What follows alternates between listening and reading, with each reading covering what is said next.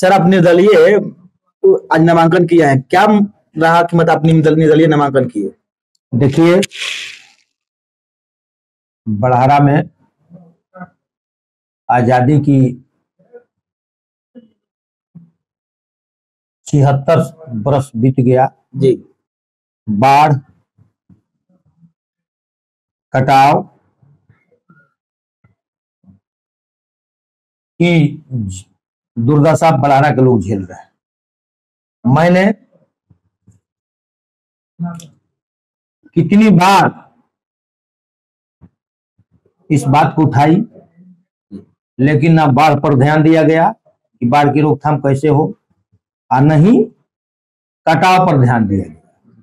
बड़हरा में सैकड़ों गांव बेघर हो गए हैं, सैकड़ों हजारों एकड़ जमीन गंगा में विलीन हो गई है।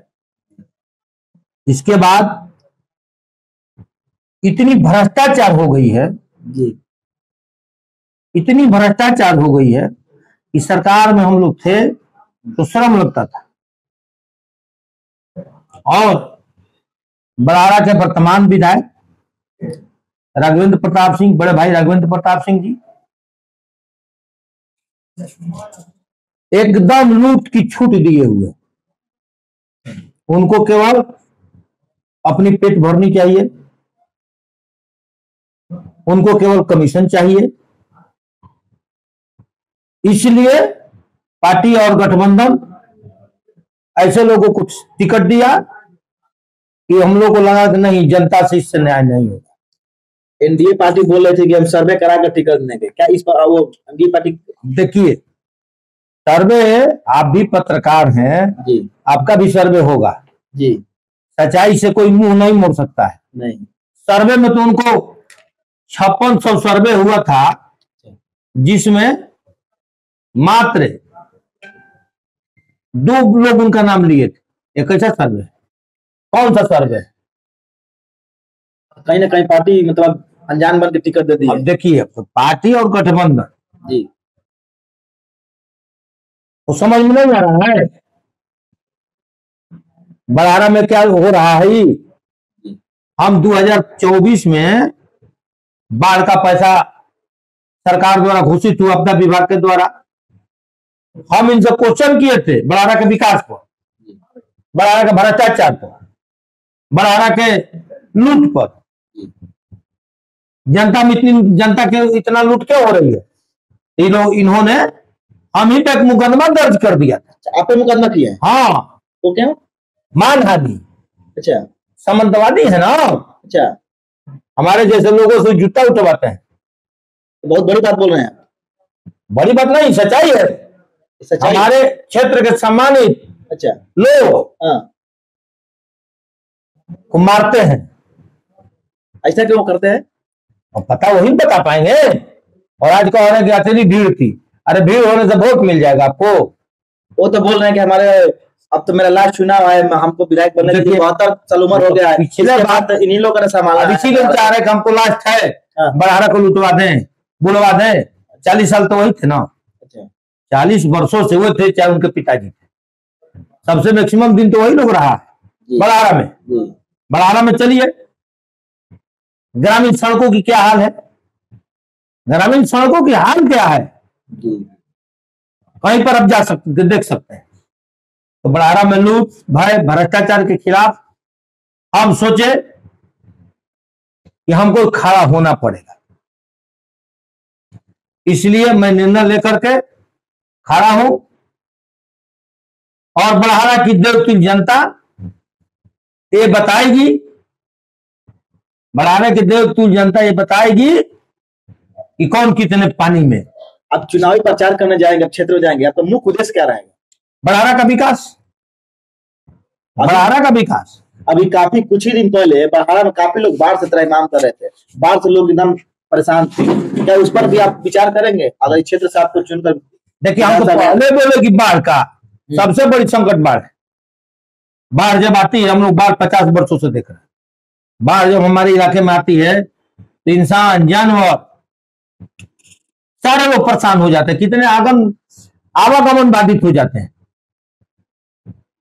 इसलिए उस समय कोई आता है तो देखता है कि बड़ारा के लोग कितनी दुर्दशा में है, लेकिन बहुत से हैं, बहुत से बांध पर जाकर देखिएगा 40 वर्षों से विस्थापित लोग बांध पर टिके हुए हैं, गरीब आदमी, कमजोर वर्ग से लोग हैं। इसकी विकास के लिए हमारा रोड मैप है, बड़ारा का विकास होगा, शिक्षा का विकास, स्वास्थ्य का विकास। भाई बड़ारा में दिखाई देता है क्या? कहीं बता दीजिए, कहीं दिखाई देता है? सर आरजेडी से टिकट राम बाबू सिंह को मिला है तो एक भी दिखे नहीं बड़ारा क्षेत्र में। आजा सुनिए ना, आरजेडी में भी अच्छे अच्छे कार्यकर्ता थे, कार्यकर्ता की कमी नहीं थी, बढ़िया बढ़िया कार्यकर्ता थे, लेकिन ये ऊपर में बैठे हुए लोग परिवारवादी, भ्रष्टाचारी, लुप्त तंत्र को बढ़ावा देने वाला, बालू माफिया, शराब माफिया, भू माफिया, भ्रष्टाचारी, लुप्त तंत्र के में विश्वास करने वाले लोगों को सीट मिला हुआ। अभी बताइए, ऐसे ऐसे लोग उम्मीदवार बने हैं, किसी से छिपा नहीं है। बाढ़ का सर रुद्र रूप था, आप दिखे कोई दिखा नहीं। अब देखिए, हम तो बराबर देखते हैं बड़ारा में, चाहे इस जिले में जब भी आपदा हो, कोरोना का मामला हो, चाहे आपको बाढ़ का मामला हो, मेरे प्रयास से पूरे बड़ारा में सबको बाढ़ राहत घोषित हुआ, लेकिन मिला कितने लोगों को? दुख होता है, मिला कितने लोगों को? इसलिए अफसरशाही के खिलाफ, भ्रष्टाचार के खिलाफ मेरा बिगुल, जन बिगुल फूके हुए हैं। बड़ारा के पूर्व विधायक श्री सरोज यादव जी जो राजद पार्टी से थे, वो भी इस्तीफा देकर वो भी निर्दलीय चुनाव लड़े। तो सरोज भाई जातिवादी व्यक्ति, सरोज भाई जहर उगलते हैं।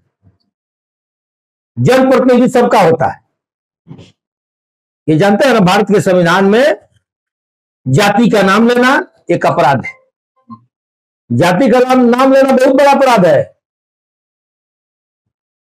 लेकिन कैसे लोग हैं, पढ़ाई लिखाई से तो मतलब नहीं है, अंगूठा छाप लोग हैं, पैसा कमा लिए और आ गए चुनाव लड़ने के लिए। जनता ने एक बार मौका भी दिया, तो मौका दिए तो क्या किए? इधर से उधर, उधर से उधर लड़ाई कराए। सर आखिरी सवाल होगा, तो बड़ारा की जनता को क्या संदेश देना चाहते हैं? देखिए, बड़ारा की 2-3 जनता को आपके माध्यम से मैं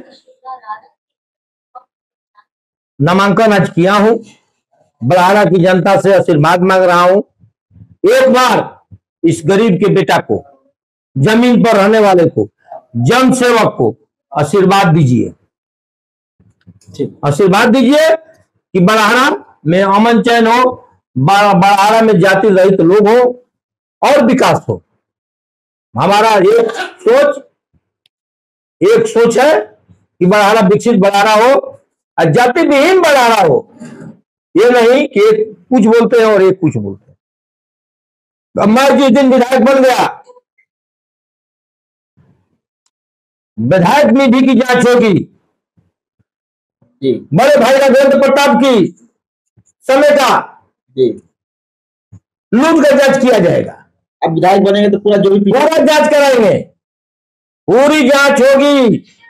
क्या आपको लगता है भ्रष्टाचार हुआ है? महाभ्रष्टाचार हुआ है, भ्रष्टाचार नहीं हुआ है, महाभ्रष्टाचार, लूट तंत्र।